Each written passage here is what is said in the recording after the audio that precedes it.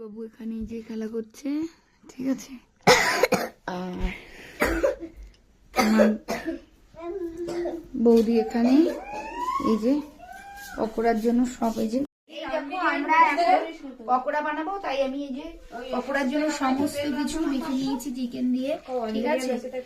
আর হচ্ছে গিয়ে আমার ভাই বোন আমার কাছে খুব করে ধরেছে যে হয়ে গেছে। আর এখন আমি এই পকোড়াগুলোকে তেলে ভেজে নেবো, ঠিক আছে।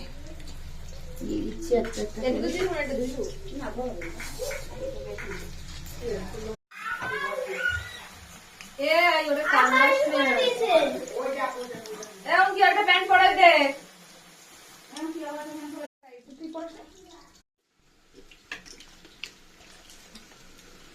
এই যে আমাদের পকোড়া আর এই যে আমাদের চাটনি ধনেপাতা। তো আমরা সবাই মিলে খাচ্ছি, তোমরাও কারা কারা খাবে চলে এসো।